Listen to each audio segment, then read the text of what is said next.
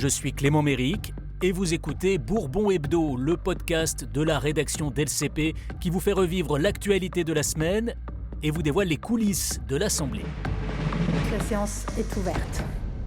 Bonjour à tous et bienvenue dans ce nouveau numéro de Bourbon Hebdo. Au sommaire, aujourd'hui, on fera le bilan de la niche LFI. Avec cette question, le RN a-t-il commis une erreur en jouant l'obstruction sur la proposition de loi pour nationaliser ArcelorMittal ? On fera le point aussi évidemment sur le budget de la sécurité sociale. On verra que les choses ne sont peut-être pas si mal engagées malgré son rejet en commission mixte paritaire. On essaiera de comprendre la méthode Lecornu pour arracher des compromis sur le budget. Sébastien Lecornu qui impose sa marque et son style, et vous verrez que ça fait jaser dans les couloirs de l'Assemblée. Dernier épisode en date, le recadrage cinglant d'Éric Ciotti lors des questions au gouvernement mardi. Enfin, on s'intéressera à la commission d'enquête sur l'audiovisuel public qui suscite déjà pas mal de tensions entre députés, d'autant que Pascal Praud a décidé de s'en mêler. Et pour nous raconter les coulisses de cette actu, un trio de choc, Elsa Mondingava, Anne-Charlotte Dussault et Marco Pommier. Bonjour à tous les trois. Bonjour. Alors Elsa, je rappelle que tu présentes l'émission qui est consacrée aux questions au gouvernement, c'est tous les mardis et mercredis sur l'antenne d'LCP. Anne-Charlotte, toi tu alimentes le site d'LCP en articles très informés. Et puis Marco, toi on te voit un peu partout sur l'antenne d'LCP, à la fois dans l'émission d'Elsa et puis dans l'émission d'Adeline François, c'est le soir à 19h30. Allez, on a décidé d'être un peu foufou aujourd'hui dans le podcast. On vous parle d'autre chose que le budget. Pour commencer, il faut dire que c'est tout chaud, c'est la dernière actu de la semaine. Ça s'est passé jeudi soir dans l'hémicycle. Pour 127, contre 41, l'Assemblée nationale a adopté.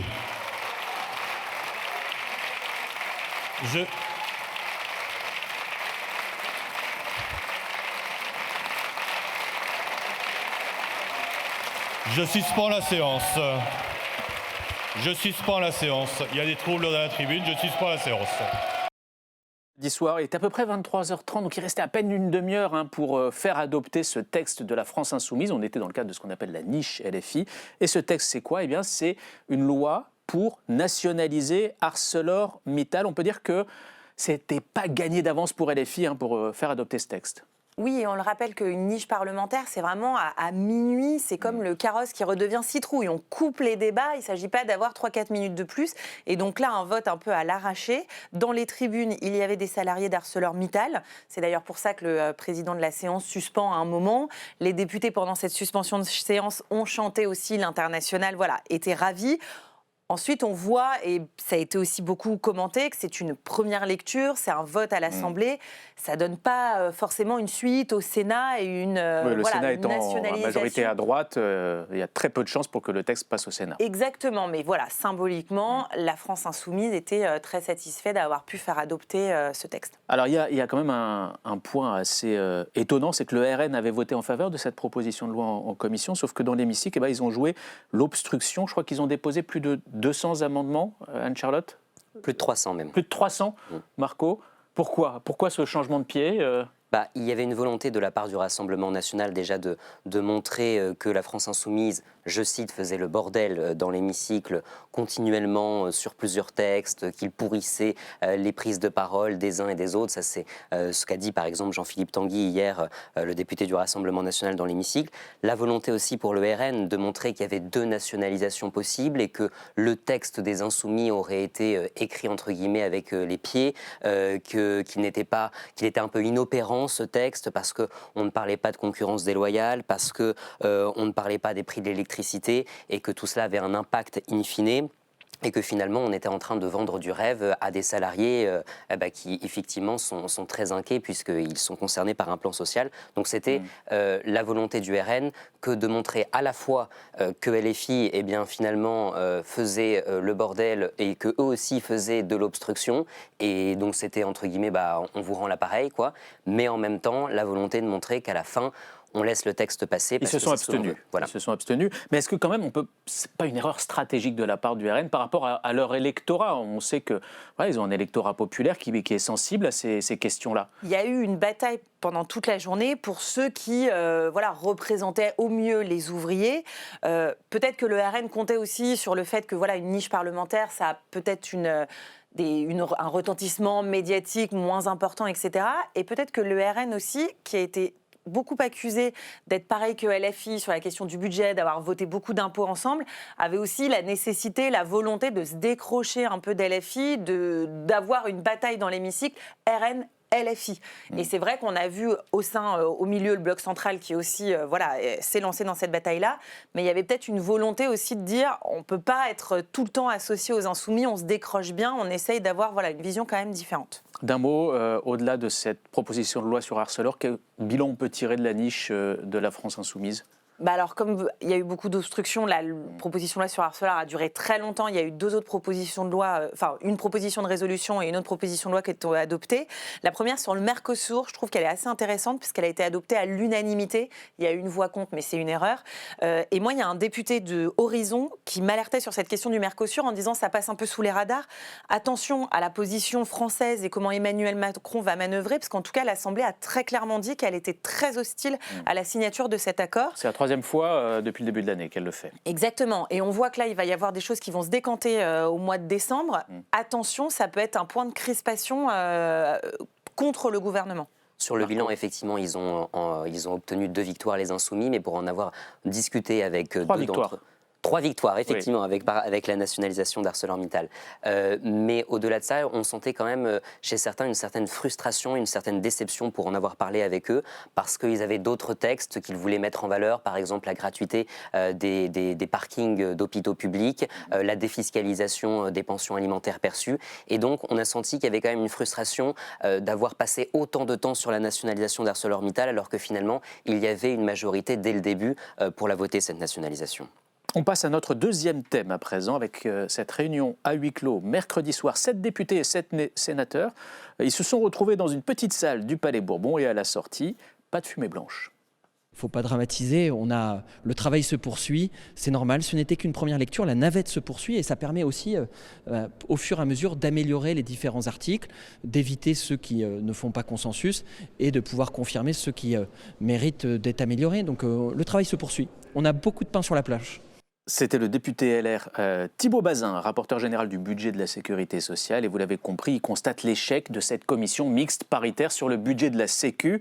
Elle a duré combien de temps, cette commission mixte paritaire ? Moins de 40 minutes, je crois. Je parle sous ton contrôle, les apps. Exactement, puisqu'on a pu donner le résultat dans l'émission. C'était drôle, on était les journalistes donc dans la salle des 4 colonnes, juste à côté de la commission mixte paritaire, convoquée à 19h30. Il y avait strictement aucun suspense sur son résultat. Les seuls paris qu'on faisait, c'est combien de temps elle va durer. On nous avait dit autour de 30 minutes, moins d'1 heure évidemment. Donc voilà, 40 minutes, c'était plié et c'était écrit par avance. Alors, il n'a pas l'air catastrophé pour autant, Thibault Bazin. Est-ce que ça veut dire que ce budget de la sécurité sociale pourrait trouver une majorité pour En fait, c'est un peu effectivement la petite musique du moment. C'est que sur le budget de la sécurité sociale, beaucoup disent qu'il y a un chemin avec les compromis faits aux uns et aux autres. Et donc, tout le monde se projetait déjà avant cette commission mixte paritaire sur la nouvelle lecture qui commence samedi en commission. Un député de la droite républicaine qui disait « Personne n'a écrit le scénario, on ne peut pas avoir le résultat du match sans avoir joué. Pour jouer, il faut un ballon. Là, le ballon revient. » Donc, on a une espèce de mi-temps, en fait, et chacun se projette sur la suite avec ce chemin qui est quand même pas très simple à trouver non plus. Non, puisqu'il y a, c'est vrai, un peu d'optimisme. On voit des socialistes nous dire non, mais je pense que sur le budget de la Sécu, ça va passer. Des cadres aussi du bloc central dire pareil. Sauf que quand on se pose très calmement avec les comptes et qu'on dit mais s'ils s'abstiennent, si eux ils votent pour, etc., on voit que le chemin, il est quand même très, très escarpé. En fait, c'est assez sur les chiffres. En fait, si on fait les groupes dont on est sûr qu'ils voteront contre, donc il y a l'extrême droite, plus la France insoumise, et donc ça fait 210 voix. Et en fait, en face de ça, le socle commun qui soutient le gouvernement, c'est 210 voix aussi. Donc, et sachant que même dans le socle commun, tout le monde ne va pas forcément voter pour. Donc c'est que ça s'annonce quand même un petit peu compliqué. La mobilisation le jour du vote sera décisive. On rappelle que c'est dans ce budget que doit figurer la suspension de la réforme des retraites, que réclame le Parti socialiste. Et chez les socialistes, on est quand même un peu inquiets. Et certains en viennent même à regretter l'arme du 49-3 que Sébastien Lecornu a choisi de ne pas utiliser. Oui, parce qu'on le Elsa. rappelle, Sébastien Lecornu, il dit qu'il renonce au 49.3 et c'est ce qui ouvre la discussion un peu avec les socialistes et ensuite qu'il annonce la suspension de la réforme des retraites. Mais maintenant, personne ne voit bien comment on s'en sort sans 49.3. Et parmi les socialistes, il y en a qui, dès le début, ont trouvé que c'était une mauvaise idée, ont tout de suite vu que c'était une erreur stratégique d'Olivier Faure notamment, puisque c'est lui qui l'a réclamé. Et oui, en fait, il y a énormément de socialistes qui nous disent, évidemment, ça arrangerait tout le monde un 49.3. Sauf que maintenant que les socialistes ont demandé publiquement que Sébastien Lecornu l'utilise pas, que le Premier ministre C'est un petit peu répète matin, midi et soir que sa méthode, c'est pas de 49.3, ça arrange tout le monde, mais on voit mal qui accepterait de prendre Donc on peut cette pas- responsabilité. On ne peut pas imaginer le PS réclamer le 49.3. Dans le bloc central, on dit par exemple, si on n'entend pas un Olivier Faure, je crois que tu as eu aussi cette idée qui t'est revenue aux oreilles, Elsa, si on n'entend pas Olivier Faure réclamer le 49.3 pour entériner les victoires socialistes qui ont été négociées avec le gouvernement, eh bien dans ce cas, il n'y aura pas de 49.3. C'est dur aussi pour Sébastien Lecornu de revenir sur la promesse qu'il avait faite aux parlementaires et devant les Français. Après, du côté du Parti socialiste aussi, ils disent en fait on serait ridicule de demander le 49.3 et de passer par là. Donc ça paraît, en tout cas, au moment où on se parle, parce que les choses peuvent encore évoluer, mais inenvisageable. Après, François Hollande disait aussi cette semaine qu'il ne faut pas se priver d'un outil constitutionnel. Et lui-même disait on verra, c'est trop tôt. Donc est-ce que dans 15 jours, on sera au même niveau qu'aujourd'hui? On verra. Donc ça, c'est pour le budget de la Sécu. Il y a aussi le budget de l'État, le projet de loi de finances. J'aimerais qu'on s'arrête sur la méthode Lecornu pour essayer d'arracher des compromis. On l'a entendu en début de semaine, essayer de jouer une nouvelle carte. Il a annoncé qu'il convoquait 2 débats suivis de votes à l'Assemblée, un sur les armées et un sur la lutte contre le narcotrafic. En quoi est-ce que ces débats pourraient aider à trouver un accord sur le budget ? Alors, ce qu'on voit très stratégiquement, et notamment sur le débat sur la défense qui aura lieu le mercredi 10, c'est que dans le projet de loi de finances, il y a une marge supplémentaire pour la défense, plus de 6 milliards d'euros, qui est importante si on veut faire face à toutes les menaces dont on nous parle en ce moment. Et c'est très stratégique. Ce que Sébastien Lecornu essaye de faire, c'est de faire adopter très largement cette marge supplémentaire, ces 6 milliards de plus pour la défense, et à la fin de dire aux députés, mais tout ça n'existe que si on a un budget. Donc il veut prouver sur certains sujets qu'il y a des consensus à l'Assemblée, et ensuite dire, en fait, sans budget, tout ça, on ne pourra pas le mettre en œuvre. Et comment ça réagit du côté des députés sur cette on voit stratégie? un peu la manœuvre et on ne saucissonne pas le budget normalement en fait. Donc c'est une manière de gagner du temps. Oui, certains qui soutiennent Sébastien Lecornu dire effectivement il faut qu'on mette aussi les députés face à leurs responsabilités en disant si on est tous d'accord pour augmenter le budget de la défense, va bien falloir que ça se concrétise. Saucissonner, c'est pas parce qu'on est d'accord sur certains sujets qu'on est d'accord sur la globalité d'un texte. Et il y a aussi des critiques sur le fait que ça prend du temps dans un temps qui est déjà législatif, qui est déjà contraint pour les budgets. Donc il y a cette espèce d'entre-deux. Et évidemment, comme Anne-Charlotte le disait, Sébastien Lecornu va faire débattre sur des sujets un peu consensuels. Là où il y a des hausses de budget prévues, évidemment qu'on ne va pas proposer un débat là où on va sucrer 4 milliards d'aides ou je ne sais pas quoi. Donc c'est vrai que ce serait un peu facile à la fin de dire regardez, sur ces 4 objets, vous êtes d'accord, votez le budget. Ce ne sera pas si simple que ça, mais en tout cas, on voit bien que Sébastien Lecornu, il essaye d'innover, d'essayer de trouver aussi des points d'accroche. Et pour le coup, effectivement, mais sur le budget, autant on a parlé du budget de la Sécu, sur le budget, là, ça paraît, le compromis paraît encore plus compliqué à trouver. Et alors, j'aimerais qu'on revienne aussi sur une autre phrase que Sébastien Lecornu a prononcée quand il a annoncé ses votes, c'est quand il a pointé du doigt certains candidats à l'élection présidentielle et certains partis qui estiment que le compromis n'est pas compatible avec leur propre stratégie électorale. Alors tout le monde a compris qu'il ciblait LFI et le Rassemblement national. Vous dites, Elsa, tu dis, Elsa, qu'il n'y a pas que ces 2 partis qui sont ciblés. Non, et Amélie de Montchalin, la ministre des Comptes publics, la veille, avait dit justement dénoncer les stratégies électorales en ciblant clairement la droite. En fait, on sait très bien que Sébastien Lecornu, il ne parle pas du Rassemblement national et de LFI. Rassemblement national et LFI, ils ne font pas de compromis parce qu'ils ont la tête en 2027. Ils ne font pas de compromis parce qu'ils ont décidé dès le début que c'était leur stratégie. Ils ne négocient pas avec le gouvernement, ils sont dans une opposition frontale. Ça ne marchera pas avec eux, en fait. C'est acté. Donc il y a la ligne qui est dite, mais entre les lignes, c'est clairement Bruno Retailleau. Et on voit qu'il y a une scission aussi avec un Bruno Retailleau qui est retourné au Sénat, président de parti, qui a une ligne très dure, et les députés à l'Assemblée de droite, qui eux déjà, s'il y a une dissolution, c'est eux qui seront envoyés en première ligne, et qui, je trouve, sont dans une discussion beaucoup plus à la recherche de compromis. Alors, il y a des objets politiques sur lesquels ils veulent absolument pas renoncer, mais ils sont quand même dans une discussion avec le gouvernement. Allez, Sébastien Lecornu, il s'est fait remarquer aussi cette semaine avec sa réponse à Éric Ciotti lors des questions au gouvernement mardi. Le président de l'UDR l'a interpellé sur le rejet du projet de loi de finances à la quasi-unanimité des voix des députés qui étaient présents ce jour-là. On écoute la réponse du Premier ministre. Vous m'avez écrit, Monsieur le Président Ciotti, sur un papier en tête UDR, certainement pour vous réclamer du gaullisme, ce qui ne manque pas de malice au regard de vos nouvelles alliances électorales. Je tiens à fixer, au nom de notre groupe parlementaire, des lignes rouges claires et non négociables. Et la première d'entre elles est aucune augmentation des prélèvements obligatoires sur les particuliers comme les entreprises. N'hésitez pas à en parler en intergroupe avec le groupe du Rassemblement national.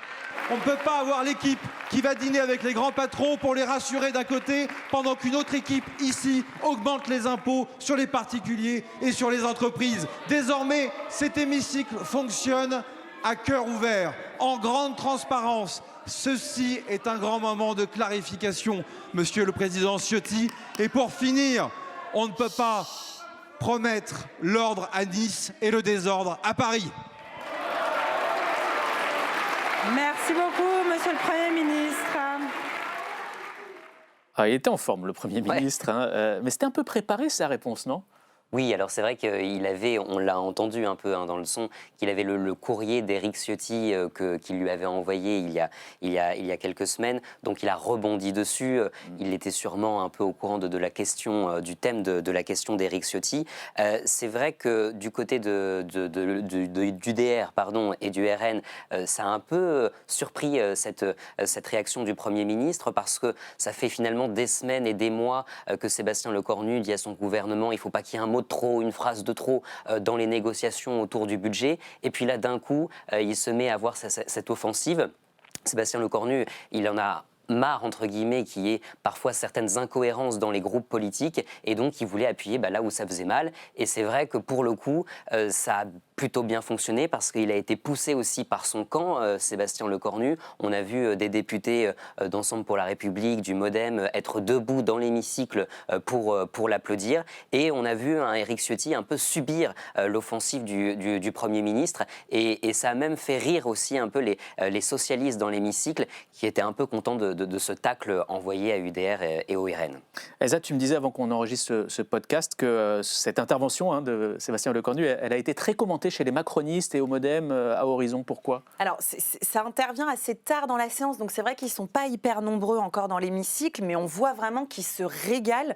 Et parce que là, c'était un moment de pure politique. Ouais. C'est vrai qu'il commence son intervention en disant « Ah bah, un peu de finesse, ça fait du bien. » Enfin voilà. Donc on n'en voit plus beaucoup en plus ces dernières semaines dans les questions gouvernement, ces moments politiques. Exactement. Justement. On a des moments très techniques avec des réponses très techniques sur des chiffres, sur des choses. Et là, c'est vrai qu'on voit vraiment le bloc central.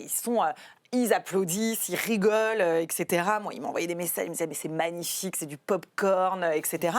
Et même au sein du Parti socialiste, c'est vrai que Sébastien Lecornu, je vous rappelle qu'il y avait eu aussi une polémique puisqu'il avait dîné avec des dirigeants du Rassemblement national quand il était au ministère des Armées. Certains avaient dit il va essayer de trouver l'indulgence du RN. Donc les socialistes ont dit en fait là c'était aussi une volonté de marquer vraiment qu'il était franchement opposé au Rassemblement national. Et non, il y a beaucoup de députés qui disent il est bon, il est malin, il est habile. Alors, au point de se demander si ça pourrait être lui pour la présidentielle. Je vous rappelle que Sébastien Lecornu a dit que dans son gouvernement, il ne voulait pas de personnes qui avaient des visées politiques pour la présidentielle. Et une députée socialiste me disait en rigolant qu'il allait bientôt devoir quitter lui-même son propre gouvernement parce qu'il commençait à avoir des visées pour 2027. Mais certains commencent à en parler de ça ou pas du côté des macronistes ? Oui, mais je pense que ça en parle parce que là, pour l'instant, il a réussi à décoincer les choses avec les socialistes. Les Français semblent un peu apprécier le côté... En fait, il gagne jour après jour un petit peu, donc on se demande jusqu'où ça va s'arrêter. Mais il a un style quand même, il imprime une marque. Le gilet, le poireau dans le sac, l'humilité, sobriété répétée à l'envi, ce qui n'est que de la communication, moine soldat, comme disait Anne Charles. Donc oui, il y en a certains qui disent que dans la séquence, en tout cas, et attention, ça peut durer, tout le monde est bien conscient aussi qu'elle peut durer que 2 semaines encore, cette séquence. Mais en tout cas, qui s'en tire pas mal, que le style et la méthode fonctionnent. Et une méthode qui plaît aux socialistes en plus. dans le style aussi. Certains le reconnaissent. Certains le reconnaissent en disant bon, pour l'instant, il joue plutôt bien le Premier ministre. Il faudra voir comment aboutissent les budgets. Je pense que déjà, ça donnera une idée Ce pour sera la la première étape. On va parler à présent de cette commission d'enquête qui a débuté ses travaux cette semaine dans un climat assez tendu. Cette commission ne sera pas le lieu de la politique spectacle où l'on vient chercher un quart d'heure de gloire médiatique. Je l'ai dit au rapporteur, je refuserai de convoquer devant cette commission des personnalités dont l'audition ne rentre pas dans le périmètre de nos travaux, des personnalités dont la présence n'a qu'un objectif, faire le buzz. Cette commission d'enquête ne se transformera pas en plus grand cabaret du monde où chacun vient faire son numéro. Alors, c'était le président de la commission d'enquête sur l'audiovisuel public, le député Horizon Jérémy Patriélétus. Pourquoi cette mise au point, Anne-Charlotte ? En fait, Jérémy Patriélétus, il ne cesse de répéter ça. Donc, dans les médias, il l'a dit justement en préambule de la commission d'enquête, la première audition. Il le redit dans un communiqué hier. Et en fait, parce que tout le monde craint, parce que déjà, c'est une commission d'enquête qui a été choisie par le groupe d'Éric Ciotti, l'UDR, qui est pour, certains membres de ce groupe sont pour la privatisation de l'audiovisuel public. Et certains craignent qu'effectivement, comme le dit Jérémy Patriélétus, ça soit un tribunal politique, un spectacle. Ils ont tous en tête la commission d'enquête qui était en 2023, je crois, sur les fréquences de la TNT avec Quentin Bataillon et Aurélien Saint-Toul qui avaient fait beaucoup parler. Il y avait eu beaucoup de sorties médiatique, etc. Avec Vincent Bolloré et Cyril Hanouna qui avaient été entendus. Exactement. Et aussi parce que... en fait, avant même le début des auditions et avant même la première réunion de bureau, il y a des dates d'audition qui sont sorties dans la presse, notamment de Delphine Ernotte et de Sybille Veil. Et ça, en fait, ça a déjà, dès le début, crispé. Parce que c'est sorti dans la presse sans que les députés de la commission... qui est le rapporteur UDR de la commission, a donné les dates à la presse. Et en fait, il n'en avait parlé à personne et les convocations n'avaient pas été envoyées. Donc forcément, ça part mal. On entend Jérémy Patriélétus parler du plus grand cabaret du monde. C'est une référence à Patrick Sébastien. Ça veut dire qu'il est question de l'auditionner sur cette commission d'enquête ? Apparemment, ça a été envisagé, puisqu'à 2 reprises, Jérémy Patriélétus dit ça, et il semble s'adresser au rapporteur. Et donc, effectivement, après, il y a plusieurs personnalités qui ont quitté France Télévisions, notamment après quand Delphine Ernotte a dit qu'il fallait qu'il y ait du renouvellement, qui est pas, je crois qu'elle avait eu un mot sur les mâles blancs. Donc, effectivement, il y a toute une série de personnes qui... Lui-même dit qu'il est blacklisté à France Télé, et exactement. il le dit partout. Donc, sauf qu'on voit bien que Jérémy Patriélétus dit on va pas inviter tous les présentateurs mâles blancs de plus de 60 ans qui ont quitté France Télé. Et voilà, donc il a fait 2 fois cette référence au plus grand cabaret. Pour le moment, l'audition n'est pas prévue. Autant parce ils ont arrêté... Il a publié une liste de personnes qui vont être auditionnées. Il y a les auditions du mois de décembre, donc Delphine Ernotte, Sybille Veil, les 2 journalistes Patrick Cohen et Thomas Legrand, ce sera le 18 décembre. Mais il y a une prochaine réunion la semaine du 8 décembre du bureau qui va arrêter les prochaines auditions pour janvier et février. Donc à voir à ce moment-là s'il y a d'autres noms qui arriveront. En quelques mots, on voit que les médias de Vincent Bolloré suivent de très près cette commission d'enquête. Et Pascal Praud a même déclenché une polémique qui lui a valu une réponse de Yaël Braun-Pivet. Oui, parce que Pascal Praud, effectivement, a dit sur un plateau, il s'en est pris en fait aux petits hommes gris de l'Assemblée, au personnel de l'Assemblée, en disant aux fonctionnaires de l'Assemblée, en disant qu'ils avaient pris le pouvoir, que c'est ce qu'il y avait de pire finalement. Et ça n'a pas du tout plu à Yaël Braun-Pivet, qui a effectivement fait un communiqué sorti hier soir. Elle a condamné fermement ses propos, et elle dit en fait que ça nourrit l'antiparlementarisme. Et j'en discutais hier soir avec un député qui me disait que bon, on a eu le populisme politique et maintenant on a le populisme médiatique et que ça devient très vite insupportable, quoi. Je cite. On termine par un coup d'œil à ce qui nous attend la semaine prochaine en dehors de l'actu budgétaire. On va surveiller de près 2 auditions, mais dans une autre commission d'enquête, Anne-Charlotte. C'est ça, c'est la commission d'enquête voulue par Laurent Wauquiez sur les liens existants entre les représentants de mouvements politiques et des organisations et réseaux soutenant l'action terroriste ou propageant l'idéologie islamiste. Alors, pour faire plus simple, les liens entre, à la base, la France insoumise et les réseaux islamistes, ça a été il a dû renommer la commission d'enquête pour qu'elle soit acceptée. Et il y a effectivement 2 auditions qui ont été rajoutées, celle de Marine Tondelier, qui est la secrétaire nationale des écologistes, qui a reçu sa convocation, qui sera présente, et c'est mardi après-midi à 16h ou 16h30, je ne sais plus. Et dans la foulée de celle de Marine Tondelier, il y a une autre audition prévue, celle de Jean-Luc Mélenchon, donc le patron de la France insoumise, qui est à confirmer parce que pour le coup, du côté du président de la commission d'enquête, on a envoyé les convocations plusieurs fois, on n'a pas de réponse. Et du côté de Jean-Luc Mélenchon, encore ce matin, on nous dit on n'a pas reçu d'invitation et s'il était convoqué, il irait, mais il n'a pas reçu. Et ça serait sans doute popcorn, comme tu dis, Elsa. Hein. On voit bien à quel point les commissions d'enquête sont devenues très très politiques, que chaque groupe essaye de faire une commission d'enquête la plus politique, médiatique possible. Là, il était clairement visé, en plus, Jean-Luc Mélenchon, dans cette commission d'enquête. Donc c'est vrai que s'il est là, ça risque effectivement d'être assez intéressant. Faut-il supprimer les séances de nuit à l'Assemblée? Alors on en parlait la semaine dernière dans notre podcast et on aura une réponse la semaine prochaine? Alors normalement, il y a une réunion, le 3, de la présidente de l'Assemblée nationale avec les présidents de groupes politiques et on devrait faire un point justement sur toutes les décisions qui concernent le règlement, l'organisation. Donc on va suivre tout ça et vous donner les infos. Parce qu'effectivement, ils se réunissent tous les 15 jours autour d'Yael Braun-Pivet et avec une synthèse prévue en mai, avec chaque fois des sujets bien précis. Mais il y a effectivement cette fameuse réunion du 3 sur notamment les séances de nuit. Et on termine par ce que vous auriez dû voir la semaine prochaine, mais que vous ne verrez pas, c'est l'éternel feuilleton des dirigeants de Shein. Alors, sauf revirement de situation. Oui. C'est vrai que ça fait 2 fois qu'ils sont convoqués à l'Assemblée, 2 fois qu'ils ne viennent pas. Sandrine Lefeur, la présidente de la Commission du développement durable, les a convoqués le 2 décembre. Pour l'instant, ils ont répondu qu'ils demandaient encore des précisions sur cette audition, qu'ils voulaient un entretien bilatéral avec elle. Et elle dit non, c'est hors de question. Donc elle a demandé la semaine dernière à la Commission du développement durable d'avoir le pouvoir de convoquer, plutôt de saisir le procureur de la République s'ils ne viennent pas le 2 décembre prochain. Eux, de leur côté, les représentants de Shein, ils n'ont pas vraiment apprécié en fait la tribune qui a été faite par plus de 80 députés la semaine dernière pour demander l'interdiction de Shein en France. Et c'est vrai qu'il y a un autre député qui s'appelle Monsieur Eskenazi, un député socialiste qui a mené des auditions dans le cadre de cette mission d'information sur le sujet, qui a dit s'ils viennent, ça va être une véritable boucherie. Et ça, je pense que ça n'aide pas forcément les représentants de Shein à venir témoigner dans cette commission. Eh bien, on suivra ce feuilleton Shein dans les jours et les semaines qui viennent. Un grand merci à tous les 3 pour ce nouveau numéro de Bourbon Hebdo. Bon week-end et à la semaine prochaine. La séance est levée.